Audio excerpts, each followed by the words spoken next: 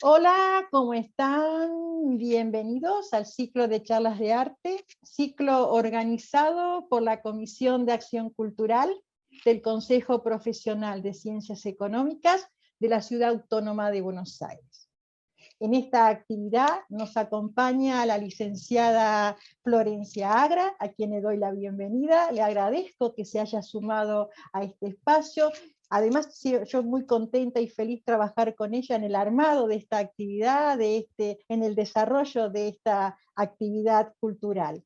Y hoy, además, quiero recordarles que Florencia también tiene a su cargo, dentro del Consejo Profesional de Ciencias Económicas en el área de cultura, las clases, los talleres de historia del arte. Así que los invito a todos ustedes a que se sumen. Y ahora sí, para presentar el tema que nos ocupa hoy, que es el tapiz de Rubens, obra barroco que está aquí en Buenos Aires, en Argentina, desde el año 1817, y que está bajo la guarda o bajo la tutela de la Iglesia Argentina. Sí, bien digo.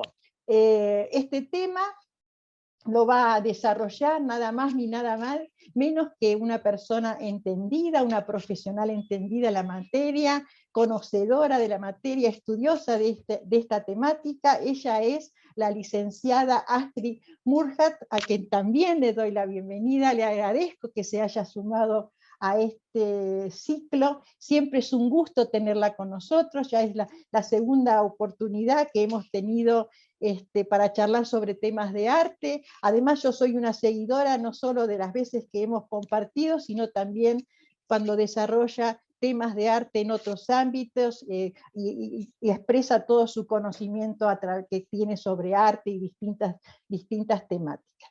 Y ahora sí, Flor, nuevamente agradecerte a vos que estemos juntas en esta actividad, y me gustaría que seas vos quien presentes o una especie de reseña curricular, biográfica, de profesional de Astrid, antes de dar comienzo a la tan esperada charla. Y por supuesto, si querés ampliar sobre esta introducción, pequeña introducción que yo hice, bienvenida. Así que te doy paso a vos. Gracias, Bueno, a las dos. no, gracias a vos, Mirta. Bueno, voy a presentar brevemente a Astrid. Astrid es licenciada en Gestión e Historia de las Artes, es docente titular de la Cátedra Tendencias Turísticas Contemporáneas de la Universidad de San Martín, es doctoranda en Historia, es también docente titular de Historia del Arte y la Cultura Europea 2 e Historia de las Artes Decorativas en la Universidad de El Salvador, y ha realizado diferentes publicaciones sobre el tema tapices, ¿no? Que es tu especialidad, Astrid. En este caso, en concreto, vamos a hablar, reitero, ya digamos lo que dijo Mirta, el tapiz de Rubens. Bien, bueno, muchas gracias por la bienvenida, contenta de estar acá de vuelta, otra vez hablando de tapices, que es mi especialidad, mi especialización, así que muchas gracias por invitarme a este espacio, y me encanta poder difundir mis investigaciones, porque este tapiz, si bien fue noticia, salió en el diario La Nación, una nota de una carilla que me puso muy contenta, que acá en Argentina se dé importancia a este tipo de noticias. Creo que en Europa se le dio más mérito todavía. Mi texto, junto con el de otro investigador, que es el Pope de los tapices a nivel mundial, que se llama Guy Delmarcel, fue publicado en la Real Academia de Historia y Arqueología belga, y realmente fue un tema que importó mucho a los belgas, que es la cuna de la tapicería, a España, porque este tapiz tiene que ver con España, y bueno, por suerte acá también, con esa nota, al menos bastante gente me escribió interesada. ¡Hey, qué bueno, hay un tapiz de Rubens en Argentina! ¿Dónde se puede ver semejante pieza? ¿Por qué no está a la vista? Así que muy contenta de poder difundir con otro ámbito que de golpe no es el mío, el de los historiadores del arte, sino con esta gente que es más del ámbito contable, pero que me encanta que tengan acceso a mis investigaciones también. Así que feliz de estar difundiendo en este espacio toda mi tarea. Muchas gracias, Mirta, por invitarme. Bueno, les cuento un poco el tema que elegí para hablar hoy.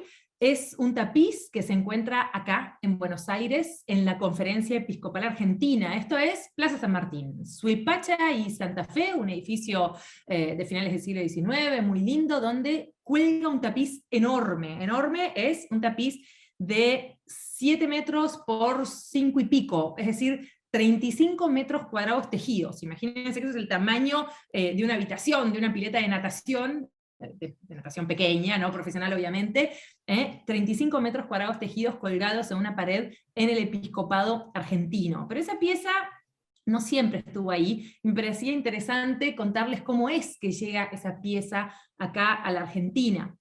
Esta pieza ingresa en el año 1817. Piensen que nosotros estamos en periodo post-revolucionario, hacía un año que nos habíamos independizado cuando llega esta pieza acá a la Argentina, de una manera muy particular. Entra al puerto de Buenos Aires en un buque corsario, un buque que tenía patente de corso oficial, que el cabildo se le había dado al armador del barco, al capitán, para que salieran por los mares a ejercer el corso, que la palabra corso es una forma legal de decir piratería, en realidad, pero como te autoriza tu gobierno, sos legal, ¿no? Entonces, según las leyes de corso, vos declarás corso a otro país, en este caso nosotros teníamos corso declarado contra España, y vos podés, en el caso de atacar un navío de ellos, quedarte con la embarcación, con el botín, no así con la tripulación. La tripulación tenés que remitir la tierra nuevamente. Y eso es lo que ocurrió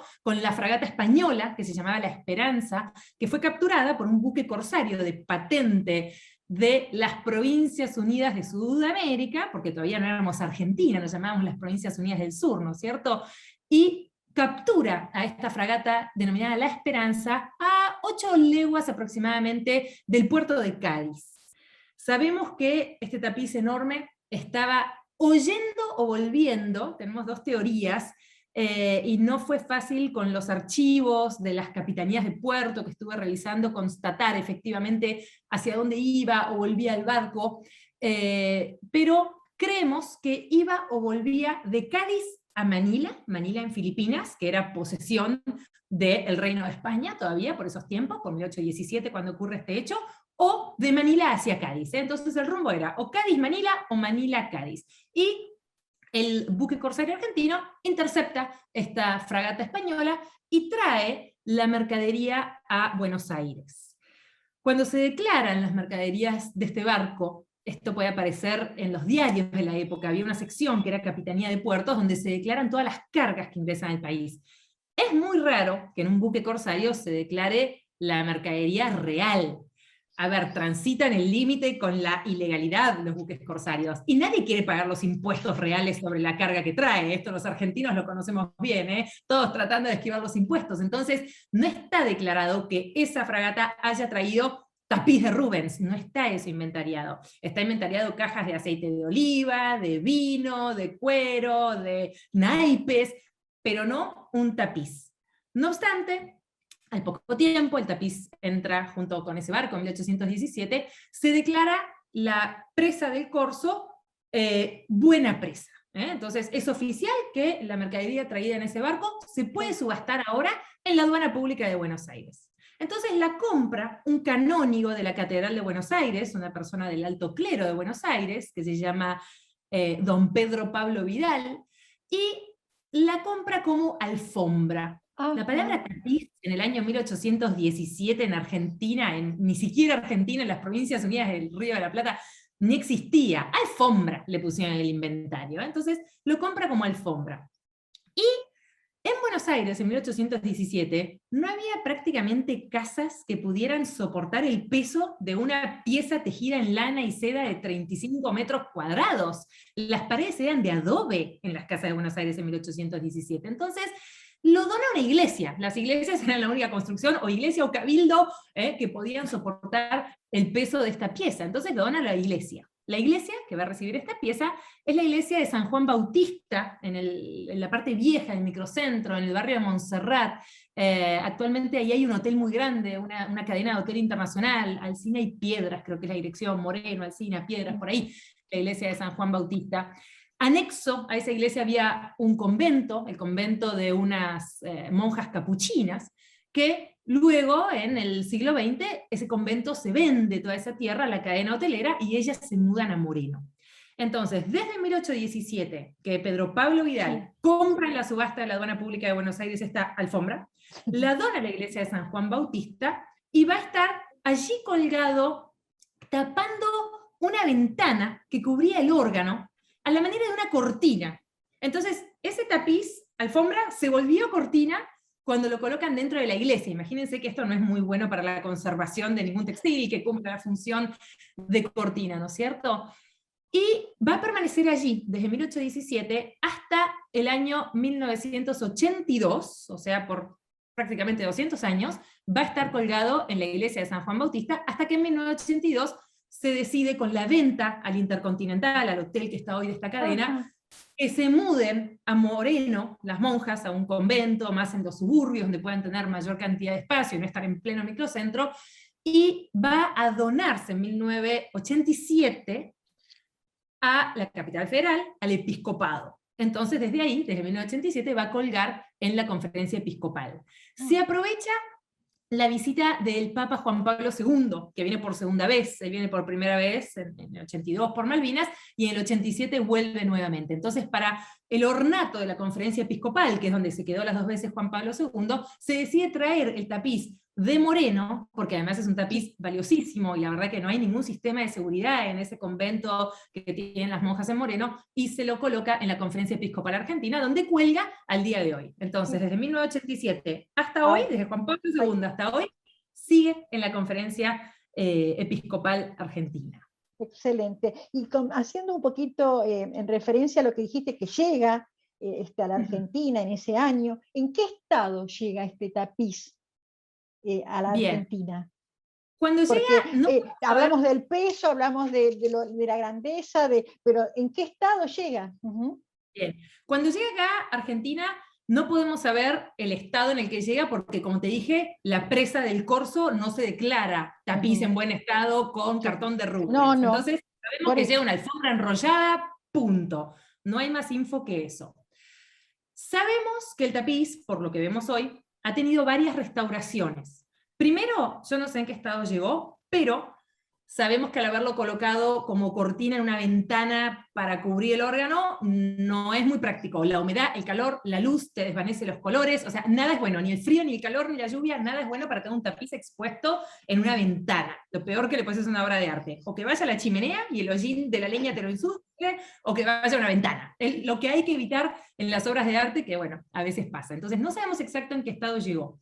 Pero sí sabemos que tiene una gran restauración, que es un corte en forma horizontal, que es lo que estamos viendo, que les estoy marcando acá en esta imagen. El tapiz está cortado en 2 franjas, actualmente está unido, porque eso se lo restauró. Las monjas lo utilizaron como alfombra para poder arrodillarse a rezar en este tapiz. Entonces lo cortaron al medio, y además, como no les gustaba que el niño, el tapiz se llama La Adoración de los Magos, y lo que estamos viendo es la representación de los 3 magos que vienen de Oriente a adorar al niño Jesús que acaba de nacer. Y el niño estaba desnudo, y no les gustaba que se vieran los genitales, entonces le pintaron encima un pañal. En los tapices nada va pintado encima, todo está tejido, los diferentes colores, los pasos de un color a otro, no es pintado, es hilo de otro color que va cambiando. Entonces, podrían haber al menos bordado sobre los genitales del niño un pañalcito en lugar de pintarlo. Y más tarde, cuando se restaura el tapiz, que esto ocurre más o menos por el año 1890 que se restaura, el tapiz entra en 1817, en algún momento lo cortan, y para 1890, en los registros del convento, figura que una monja con bastante buen criterio lo restauró, volvió a unir esta costura, y realmente coincide la forma en que unió, los cuerpos se continúan, ese trabajo está bastante bien hecho, tenía bastante idea de cómo bordar, cómo coser esta monja, pero trató de borrar esa pintura que le habían colocado en los genitales del niño, y se hizo un manchón peor todavía, que al día de hoy todavía está, es lo que podemos ver en este momento. Entonces, no fue fácil quitar esa pintura, sí fue relativamente fácil volver a coser y unir las dos partes, pero aún hoy se nota este corte. Luego tuvo otra restauración en el siglo XX, en el año 1935, con gente ya muy especializada, gente que vino de Madrid, de la Real Fábrica de Tapices de Madrid, que es una autoridad en restauración y en tejidos, al día de hoy sigue trabajando en la Real Fábrica, y vino gente especializada y lo restauraron. Y en los años 90, una experta en textiles argentina, Patricia Lisa, que también es muy idónea, volvió a restaurarlo. Así que tiene dos restauraciones en el siglo XX, y un corte y una pintura del siglo XIX, y una restauración de ese corte y de esa pintura a finales del siglo XIX. Entonces, hoy se encuentra en un estado limpio, le han hecho una limpieza, estable, retejido, pero se nota los periplos que tuvo, el corte, el pañal, que forma parte de la historia del tapiz, ¿no? Un tapiz que ya vino medio mal parido, por decirlo de alguna manera, que vino en corso, que entró a la Argentina tal cual. enrollado, ¿no? Tampoco podemos pretender gran cosa, bastante que llegó al día de hoy. Y justamente, ¿no? Todos estos relatos deben estar en diferentes textos, pero ¿cuál sería, digamos, el libro donde se mencione muy precisamente este tapiz, ¿no? Porque son relatos muy específicos. Exactamente. Toda esta tradición del tapiz que entró en corso, que se subasta en la aduana y demás, comienza con un autor que se llama Pastor Obligado, que es el hijo del pastor obligado político, que fue gobernador de Buenos Aires, alrededor del año 1850, entre 1850 y 1860, en el momento de la secesión de Buenos Aires, ¿no? Cuando Buenos Aires se separa del interior. En ese momento Pastor Obligado va a ser uno de los tantos gobernadores de Buenos Aires, y él tiene un hijo que es escritor.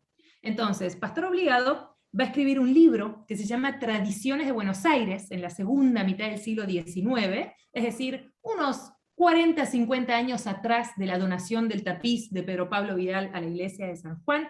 Y en Tradiciones de Buenos Aires hay un cuento, porque son varios cuentos, hay un cuento que se llama El primer tapiz, donde él acá recoge esta tradición que se había pasado oralmente, de generación en generación, donde se contaba que el tapiz vino en un corso y demás. Esto se pudo constatar porque en los archivos de las capitanías de puertos y demás sabemos que esto ocurrió. Esa es la primera referencia que tenemos en el siglo XIX de un contemporáneo, ¿no? De alguien contemporáneo al momento en que el tapiz entra en la iglesia.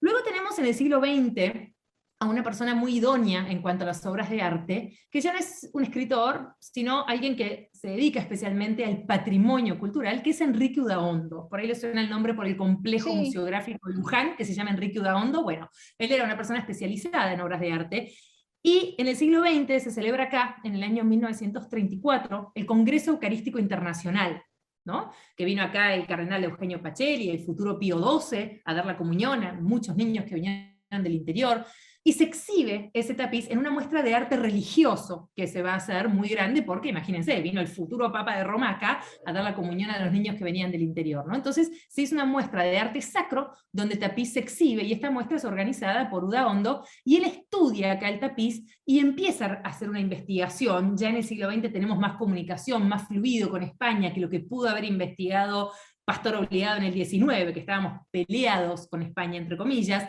Ya en el año 1934 somos todos amigos nuevamente, ¿no? Ya pasó nuestro centenario, acá vino la infanta a celebrar el centenario, ya no había conflictos. Entonces trata de investigar, y él descubre que había sido un regalo del rey Fernando VII, en el año 1817, al virrey de Manila, que el barco estaba yendo con ese tapiz junto a un obispo como obsequio para un palacio virreinal en Manila, en Filipinas. Y de hecho sabemos, por los relatos de las capitanías de puerto, que había un obispo en ese barco, y que se remitió al obispo y a la tripulación de vuelta a las costas de Cádiz, y se quedaron con la embarcación y con el botín, el corso de patente de las Provincias Unidas del Río de la Plata, ¿no es cierto?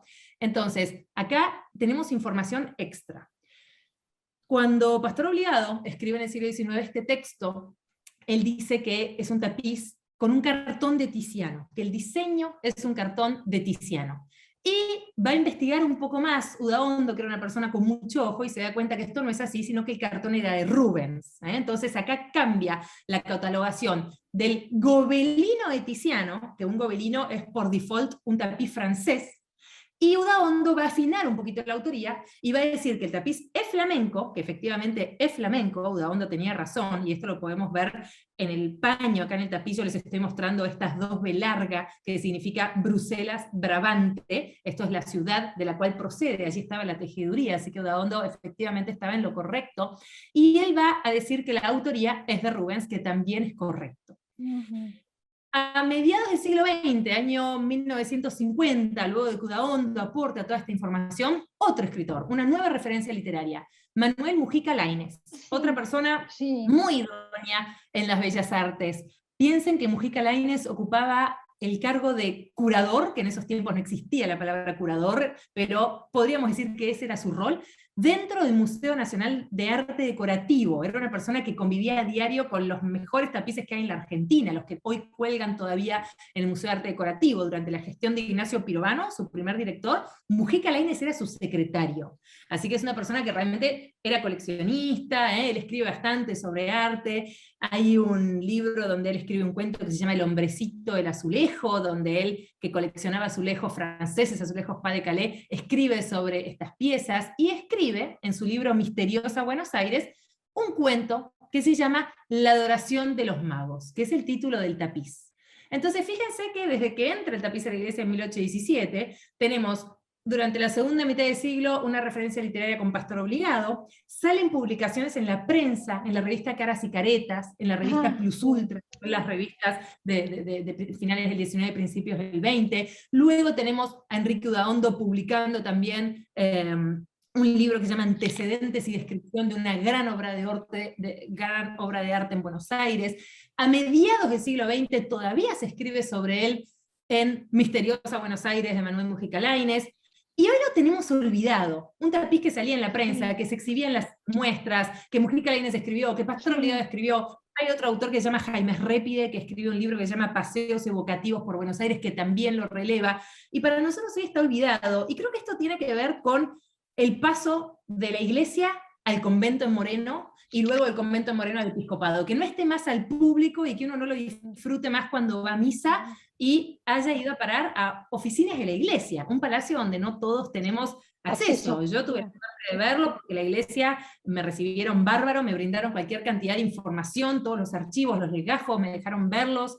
Incluso cuando yo escribí este texto con Guy del Marcel, la persona que escribió el texto en Bélgica conmigo, a mí me costaba mucho conseguir fotografías del resto de la serie, porque este tapiz pertenece a una serie de otros paños, es uno de 5 paños que pertenecía a la corona española.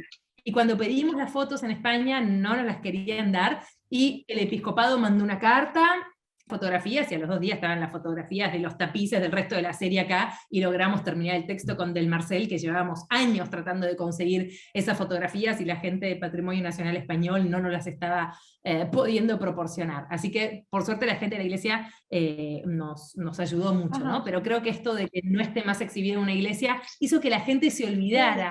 Cuando salió la nota en La Nación, me escribía gente y me decía, ¿sabés que yo de chico iba con mi papá a misa y me lo acuerdo? Pero bueno, gente más grande que yo no me acuerdo de haber ido a misa y ver eso. Yo nací en el 82 y el 82 se fue de la iglesia. Claro. Entonces creo que su derrotero final fue lo que hizo que nos olvidemos de que existía semejante pieza de tanto valor en Buenos Aires.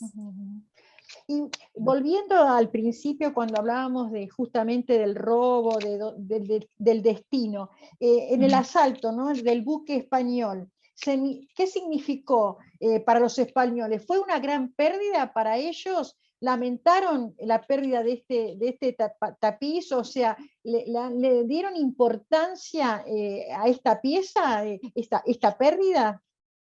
Sí, muchísima. Primero, porque es un tapiz que pertenecía a la corona española. Era un tapiz que pertenecía a los Borbones, a los reyes del momento. Era un tapiz que formaba parte de una serie de 5 paños, es decir, el paño 5 de 5 está acá en Buenos Aires y los otros 4 están en España.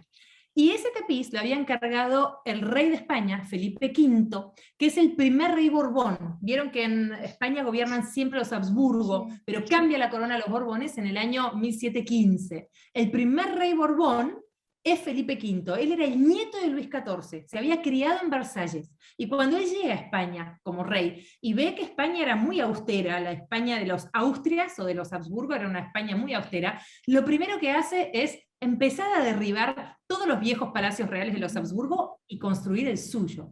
El Palacio de España de los Borbones es el Palacio Real de Madrid. Es el palacio tan afrancesado que está frente a la Catedral de la Almudena, de 3 niveles, azotea plana, que parece Versalles, con los jardines de Sabatini al fondo. Eso lo hace Felipe V de España, que es el primer rey Borbón que se había criado en Francia. Venía con un tren de vida bastante más opulento, habiendo crecido en Versalles, de lo que se encuentra cuando le toca ser el rey de España. Y lo primero que hace también es fundar una manufactura de tapices. Se funda la Real Fábrica de Tapices de Madrid, que ya su abuelo había fundado la Real Fábrica de Tapices de los Gobelinos, hace lo mismo, entonces está tratando de afrancesar España. Sí. Y estos tapices, él los encarga a las mejores tejedurías de Bruselas, porque todavía no estaba funcionando la Real Fábrica de Tapices de Madrid. Entonces todavía encargaban al mejor centro tejedor que existía, que eran los de Bruselas o los gobelinos en Francia. Entonces es de excelente calidad, encargado por el rey, para decorar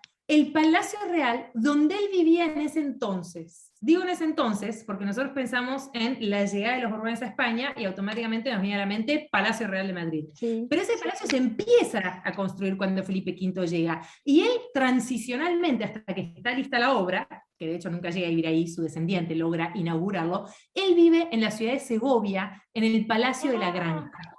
Se llama Palacio. Entonces, él vive en el Palacio de la Granja de San Ildefonso de Segovia, y en la iglesia de ese palacio, que se llama la Colegiata de la Granja de San Ildefonso de Segovia, colgaban estos 5 tapices. Entonces, fue una pérdida grande, sí, porque fue un tapiz de los Borbones que decoraba la iglesia del Palacio Real, que lo había encargado Felipe V o su esposa, Isabel Farnese, a las mejores tejedurías de Bruselas, entonces, y que lo mandaban con un obispo como un obsequio hacia las Filipinas, y que un barco argentino, bueno, en esa época Provincias Unidas, incauta esa mercadería y la vende acá y termina en una iglesia acá en Buenos Aires, ¿no? Entonces sí, fue una gran pérdida. Primero porque al día de hoy ellos tienen su serie incompleta, deberían ser 5 paños, tienen 4 de 5, y el quinto está acá, y que haya sido un robo a la corona, en definitiva, ¿no? O sea, era un tapiz que no tenía cualquier procedencia, tenía una provenance importante que fuera de la corona. Sí, realmente...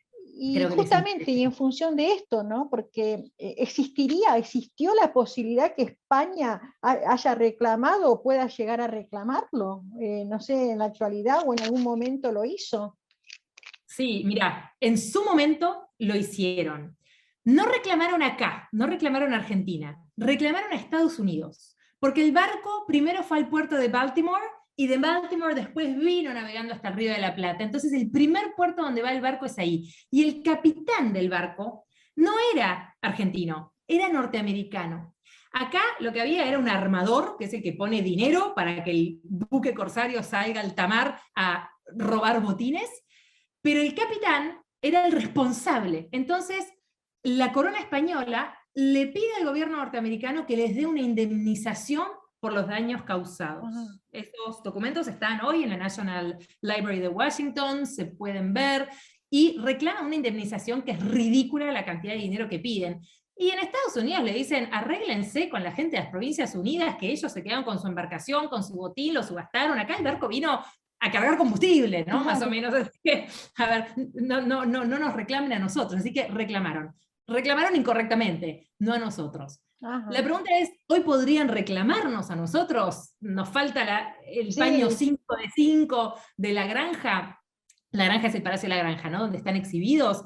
La realidad es que cuando este tapiz va a ser incautado, era la época en que el corso era legal. O sea, aunque no lo creamos, nos cuesta difícil creerlo, la piratería era legal si es corso, ¿no? Una cosa es un pirata independiente que por su cuenta está en el Caribe y agarra buques de una corona. Pero cuando vos tenés declarado corso contra exacto, lo que dijiste al principio. País, en realidad, en ese lapso en que tenés guerra contra España, que era nuestro problema, era el año 1816/17, éramos archienemigos, nos acabamos de independizar, teníamos corso declarado. Entonces, si nosotros hubiéramos capturado un buque portugués, no teníamos corso contra Portugal, hay que devolver la mercadería inmediatamente. Pero como teníamos declarado corso contra España, y España contra nosotros, mercadería nuestra que iba a parar a España, quedaba allá, y de ellos que venía a parar acá, quedaba acá. Exacto. El cese de corso es en el año 1821, en los tiempos del gobernador Martín Rodríguez, la época de Rivadavia.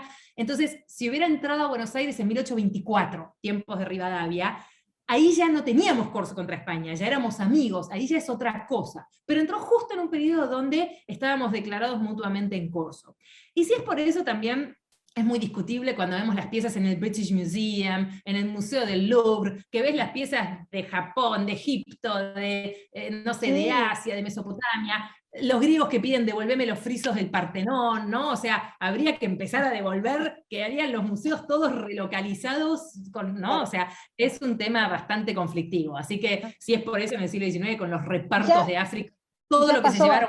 Respecto a la calidad de esta pieza, en el siglo, independientemente de esta, en el siglo X, a principio o en el siglo XVIII, ¿era común que ingresara a nuestro país piezas de tanta calidad como esta, o como las que hemos charlado en otras oportunidades, el otro gobelino, ¿no? No, en absoluto. Acá, en el año 1817, no existía ni pensar en una galería de arte, ni en una academia de arte, que esos cuadros se pudieran vender en una galería, ni pensar tampoco en importación y exportación de obras de arte. Es muy temprano, 1817. Sí, en la segunda mitad del siglo XIX, donde ya empezamos a construir esas estancias y se traen de afuera los barcos cargados con piezas de París, con muebles ingleses. Ahí sí, en la segunda mitad del siglo XIX, pero no en el año 1817. Estamos en plena crisis post-revolucionaria. Claro. En la plata que ahí se utiliza para nuestros ejércitos, ¿no? O sea, no se estilaba que se decoraran las iglesias con tapices de este calibre, de Rubens, procedentes de la corona. O sea, realmente es desmedida la calidad de la pieza para haber estado en Buenos Aires colgada en una iglesia. De hecho, al principio cuando hablabas, claro, era desconocida la calidad porque la ubicación que le daban, ¿no es cierto?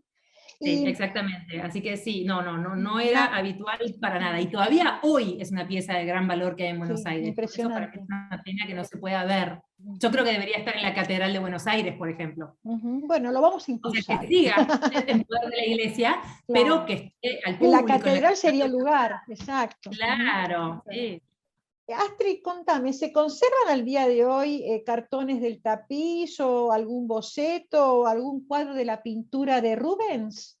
Sí, es un caso muy particular, porque en general esto no suele ocurrir que se conserve todo, se conserva el cuadro de Pedro Pablo Rubens en un museo en Francia, en Lyon, que es una obra muy grande, es esta que estamos viendo en pantalla en este momento.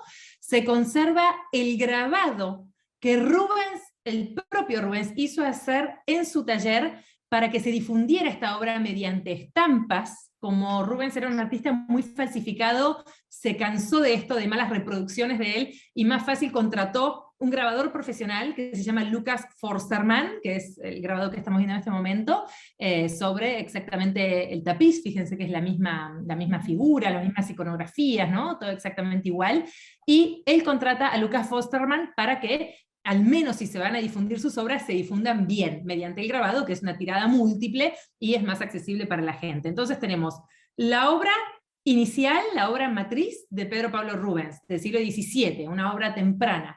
Luego tenemos el grabado difundido desde el taller de Rubens, de Lucas Forstermann, y tenemos el cartón. El cartón es el modelo guía el cual van a usar los tejedores para poder trabajar, para ir tejiendo sobre la marcha sobre un modelo guía. Eso se denomina el cartón. El cartón siempre se escala. El cuadro de Lyon es muy grande, pero no mide 35 metros cuadrados. El grabado tampoco. Eso mismo, pasado a escala, es el cartón. No sabemos quién es el autor del cartón, es anónimo, pero de todos modos no importa tanto porque está copiando un grabado de Lucas Forstermann, que Lucas Forstermann copió de Rubens. Todo esto con autorización de Rubens. Cuando Rubens hace esta pintura, sabe que se va a pasar al telar, que esta pintura se va a tejer, ¿sí? Entonces, se conservan los cartones, que es muy raro que esto ocurra, porque los cartones generalmente se cortan.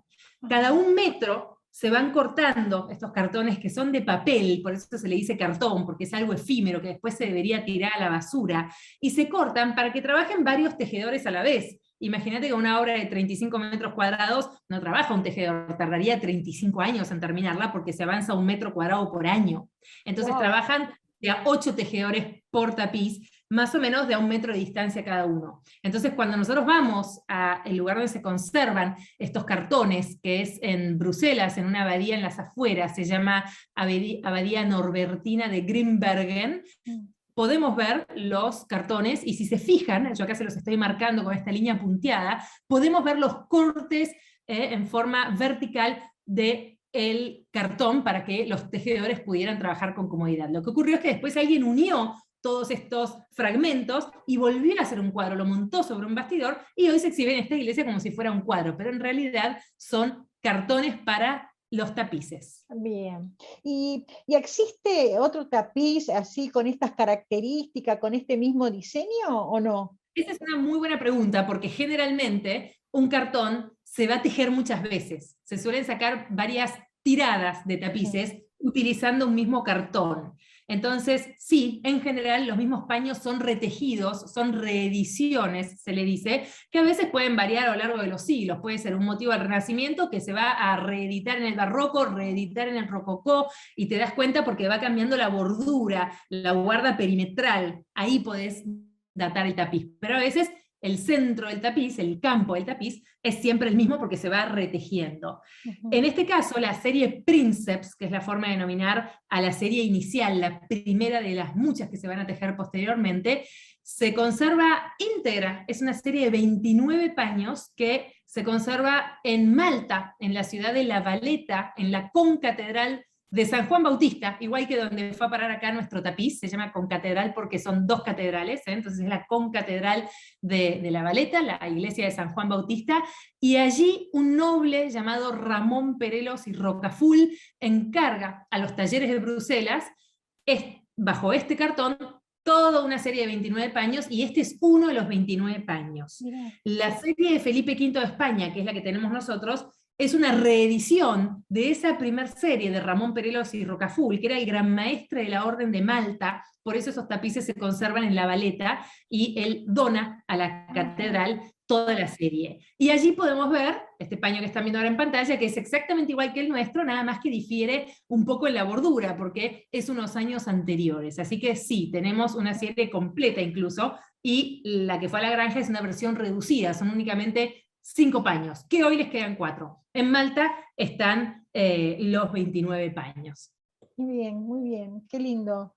Y bueno, para ir cerrando, tan interesante charla, realmente muy, muy atrapante, y recordando lo que dijiste en medio de la charla, de la conversación, de esta tan brillante exposición, ¿podemos verlo libremente? Entonces me queda como la duda si podemos, no podemos, si tenemos que pedir esta autorización. ¿Cómo hacemos para conocer esta maravilla que tan lindo hoy nos presentaste y nos hiciste querer un poquito más?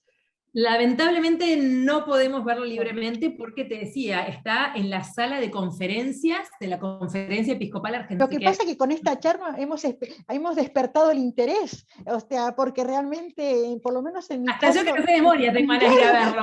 Pero por supuesto, fue tan brillante que yo ya quiero salir, y ahora con más razón, así que bueno, encontraremos algún mecanismo. Pero por acá les proporcionamos imágenes para que lo conozcan, así les que muestro la restauración, conocen el cartón que está en Bélgica, eso no lo podrían ir a ver tan una maravilla. En lo personal, a mí así lo conocía, pero hoy me he instruido con tu brillante exposición, así que gracias, te agradezco. Vos lo sabés, que siempre disfruto las charlas contigo, aprendo un montón, son muy amenas, no solo estas, las que tal vez organizamos a través del consejo, de nuestra comisión, sino todas las exposiciones que, como te decía al principio, lo haces en todos los ámbitos donde desarrollas todas tus capacidades y todos tus conocimientos. Así que de mi parte, es agradecerte nuevamente, Astrid, es un placer. Seguimos en contacto para pensar y organizar distintas actividades culturales. Eso siempre va a ser un placer, así que muchísimas, muchísimas gracias, como siempre. No, estamos, todo Un lo que lujo. sea difundir el patrimonio, acá estoy encantada para hacerlo porque es mi pasión Además realmente. es un Así placer. que, Yo quisiera seguir, pero bueno, viste como dicen, tenemos que darle un límite, pero pensaremos ya juntas. haremos Sí, otra sí, charla, hay sí, tanto otra para hablar, charla de Marti. esto o de todas estas cositas que vos te especializás, que además a mí me encantan. Además las disfruto y es como que me Y vos sos una fan entusiasma. de mis redes sociales, siempre me leís Sí, sí, todo, sí, me soy tu fan. comentás. Ahí está, soy la primera. Así que bueno, Bueno, gracias Astrid nuevamente, le agradecemos por favor. a Un Flor que placer, tú. gracias a Flor por invitarme Sí, como claro que invitada sí, porque especial. trabajamos en conjunto con ella tiene un compromiso. Bueno, el compromiso que tiene ella tiene que ver con los talleres que hablamos al principio, de historia del arte, que ella organiza y brinda y expone, así que está totalmente perdonada. Y Por bueno, nada, ahora nos veremos en otra oportunidad, ya sea acá o en alguna otra actividad, y solo me queda despedirme de todos ustedes, agradeciéndoles como siempre que nos acompañan, que nos hacen llegar sus lindos comentarios, sus elogios, así que será Dios mediante hasta nuestro próximo encuentro, que estén todos muy bien. Gracias por todo. Chau, chau, chau, chau. muchas Chau, gracias. Astrid, Hasta un luego. placer. Adiós, Mirta. No, por favor, hasta luego. Adiós. Cariños. Chau, chau. Chau, chau.